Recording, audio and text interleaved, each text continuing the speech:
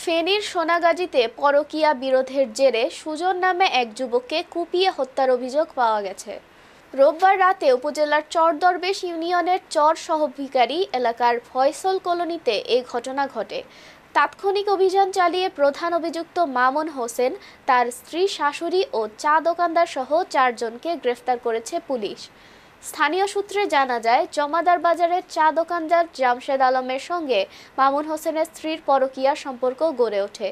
এ নিয়ে সুজন গোপনে কিছু ছবি, ভিডিও সংগ্রহ করে রোববার রাতে মামুনের বাসায় যান। এ সময় ছবি ও ভিডিও ধারণ এবং ফেসবুকে প্রচার করা নিয়ে দুইজনের মধ্যে কথা কাটাকাটি হয়। এক পর্যায়ে মামুন হোসেন, তার স্ত্রী আসমা বেগম, শাশুড়ি লিপি আক্তার ধারালো অস্ত্র দিয়ে সুজনকে কুপিয়ে গুরুতর আহত করে। স্থানীয়রা তাকে উদ্ধার করে সোনাগাজী উপজেলা স্বাস্থ্য কমপ্লেক্সে ভর্তি করেন। পরে চট্টগ্রাম মেডিকেল কলেজ হাসপাতালে নেয়ার পথে তার মৃত্যু হয়। নিহত সুজন চর সহভিকারী গ্রামের মোস্তফার ছেলে। আর প্রধান আসামি মামুন নোয়াখালীর বেগমগঞ্জ উপজেলার চৌপাল্লী গ্রামের সোলেমানের ছেলে। আমি হাসি চাই, খুনির হাসি চাই, এই মেয়ের দিকে চাই, খুনির হাসি চাই, আমার উত্তর এক সন্তানের দিকে চাই, আমি খুনির হাসি চাই, আমার একমাত্র এক সন্তান, আমার